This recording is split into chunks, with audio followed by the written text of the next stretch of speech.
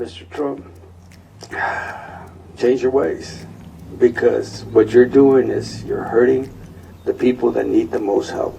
Our community, if you were to study the demographics, you know, it's not easy. It's not easy being on the border. And this unwanted attention, this unwanted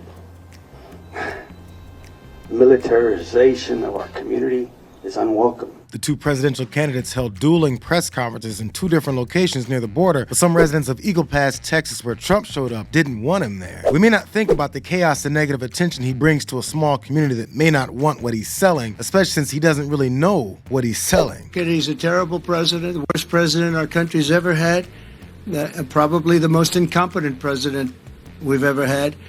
But it's allowing thousands and thousands of people to come in from China, Iran, Yemen, the Congo, Syria, and a lot of other nations. Many nations are not very friendly to us. He's transported the entire columns of fighting-aged men, and they're all at a certain age, and you look at them and say, they look like warriors to me. Something's going on that's bad. Now the United States is being overrun by the Biden migrant crime. It's a new form of vicious violation to our country. It's migrant crime. We call it Biden migrant crime, but that's a little bit long, so we'll just leave it. But every time you hear the term migrant crime, you know where that comes from. Donald Trump's definitely dead set on continuing his onslaught of coming up with slogans and scare tactics instead of any legislative ideas. His day at the border very clearly illustrated why he told Speaker Mike Johnson and the rest of the House Republicans to reject any attempts at appeasing their own demands to solve the problem. He thinks that floating new terms to link Biden to the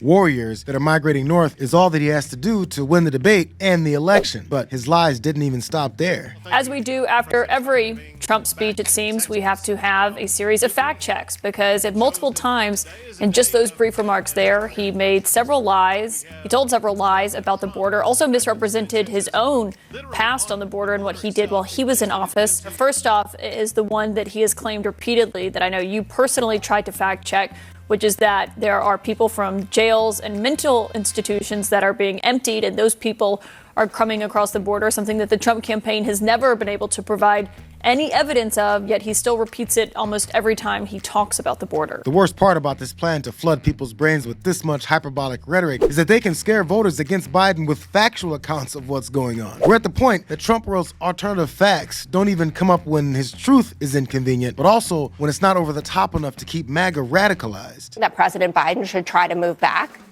or bring back into action, I should say. They were able to get people who were violent criminals out, people who are committing some of these terrible... What are you saying? What are you saying? Are you saying that the big cities are cooperating with ICE? They were in the Obama administration. That's what let's just talk about Joe Biden. I'm talking about what everyone but Joe Biden. He went there today. What did he tell you? Well, he told me that we need to pass the bipartisan border deal. And you know why? Because we need things like more Border Patrol agents. We need a higher threshold for asylum. To let more people in? Why do we need more Border Patrol? To stop people from coming. What are you talking about? You build a wall, you do remain in Mexico, and you do the Title 42.